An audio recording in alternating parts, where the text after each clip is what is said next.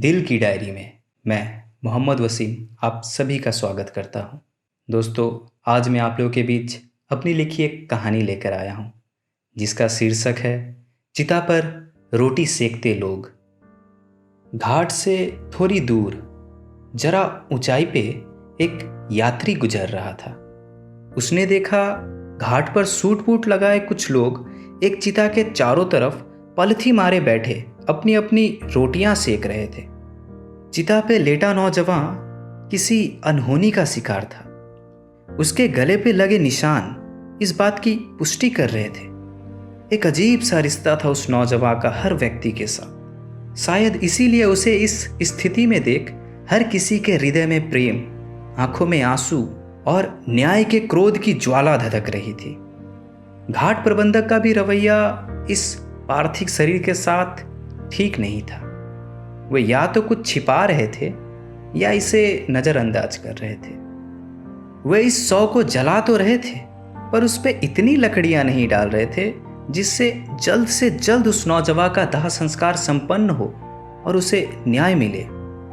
उस नौजवान के पिता ने भी अपने घर से कुछ लकड़ियां भिजवाई थी, लेकिन घाट प्रबंधक ने उन लकड़ियों को कच्चा कह के 14 दिन के लिए सूखने को रखवा दिया। चिता पर रोटी सेकते लोग वहां उपस्थित यात्रियों के आगे खुद को अंतर्यामी दिखाकर मन गढ़ंत कहानियां सुनाते और उसके बदले उनसे रोटियां लेते। जितना ज़्यादा लोग जमा होते उतना ज़्यादा उनको रोटियां मिलती। ऐसा भी सुनने में आ रहा था कि उस नौजवान की यह स्थिति उसके दोस्तों और उसके सहकर्मियों के भेदभाव का परिणाम था। अब यह कहानी कितना सच है या झूठ, यह तो समय ही सुनिश्चित करेगा। कुछ और भी लोग इस मौके का फायदा उठाकर उस चिता में अपनी अपनी रोटियां सेक कर आगे जा रहे थे। हद तो तब हो गई जब वे अधर्मी लोग बस अपनी रोटियां सेकने के लिए इस चिता के कहानी को उससे 7 दिन पहले जले उसके स्त्री सहकर्मी से जोड़कर उस आत्मा के स्वाभिमान को चोट पहुंचाने लगे। इस पूरे घटना की खबर देश प्रदेश में सबको थी, लेकिन कोई भी व्यक्ति इनको न्याय दिलाकर इनके दाह संस्कार को संपन्न करने को आगे न था। बस समय बीतता जा रहा था, अधजली चिता जलती जा रही थी, लोगों के भाव बदलते जा रहे थे और इसी के साथ उस चिता पे रोटी सेक कर खाने वालों की कहानियां भी बदलती जा रही थी। जब भी चिता के सामने से भीड़ कम होती तो वे लोग एक नई मसालेदार कहानियां सुनाने लगते। अपनी कहानी में किसी को देव तो किसी को दानव बता देते। वर्ष 2012 में भी ऐसी ही एक चिता जली थी, जहां 6 दानवों ने मिलकर एक हंसती खेलती जिंदगी को तबाह कर दिया था। उस वक्त भी लोगों के दिलों में करुणा, आंखों में आंसू और न्याय के क्रोध की ज्वाला धधक रही थी।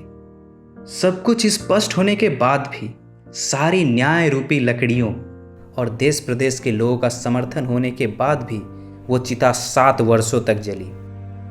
शायद इसीलिए जब तक उस चिता को न्याय मिलकर उसका दाह संस्कार संपन्न हुआ, बस कुछ लोगों के अलावा बाकी लोगों के हृदय से वो करुणा भाव, नारी सुरक्षा की चिंता और वैसे दानवों के मन से भय समाप्त हो चुका था। शायद इस चिता के मामले में भी घाट और प्रदेश प्रबंधक जोड़ नहीं देते, लेकिन प्रदेश प्रबंधकों के लापरवाहियों से पूरा देश ही जल की गहराइयों में डूबने लगा और अपनी नाकामयाबी को छुपाने के लिए प्रबंधकों ने अपनी पूरी न्याय की ताकत जैसे सीबीआई, एनसीबी इत्यादि की लकड़ियां इस चिता पर झोंक दिया, ताकि लोगों का ध्यान बस उस धधकते चिता पर हो, ना कि अपने और प्रदेश के डूबते स्थिति पर। उस नौजवान के चिता को न्याय कब मिलेगी, या इस घटना में कौन देव था या कौन दानव, कौन अपना कर्तव्य ईमानदारी से निभा रहा था, कौन सही था या कौन गलत, यह तो समय ही निर्धारित करेगा।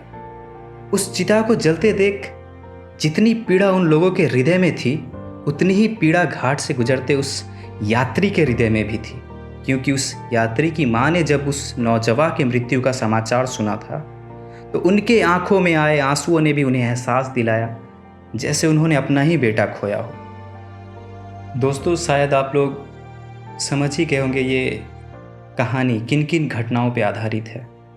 वो चिता पे रोटी सेकते लोग कौन हैं, ये किसकी चिता है, घाट प्रबंधक कौन है, घाट कौन सी है, ये लकड़ियाँ क्या है। मैंने समाज के एक ऐसे पहलू को सामने लाया जिसमें मैं खुद बदलाव चाहता हूँ, मैं खुद न्याय चाहता हूँ। दोस्तों, आपको ये कहानी कैसी लगी? समाज के जो पहलू मैंने आपके सामने रखे, उसको लेके आपके क्या विचार है? अगर आपके भी उसमें कुछ सुझाव है तो हमें कमेंट सेक्शन में वो बताएं।